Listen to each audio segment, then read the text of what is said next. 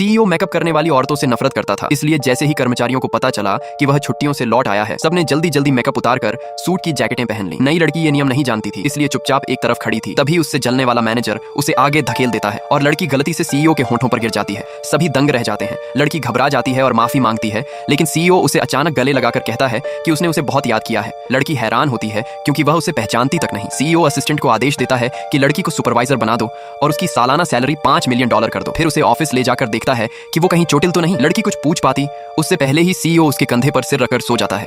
फिर उसकी आंखों में एक चमक आती है और वह तुरंत जागकर सब भूल जाता है और उल्टा लड़की को डांटता है कि वह उसकी ऑफिस में क्यों घुसी। फिर असिस्टेंट को बुलाकर तुरंत उसे नौकरी से निकाल देता है। लड़की गुस्से में उसे दोहरी पर्सनैलिटी वाला व्यक्ति कहती है, लेकिन मजबूरी में चली जाती है। जाते ही सीईओ की गले में चीनी का क्यूब अटक जाता है।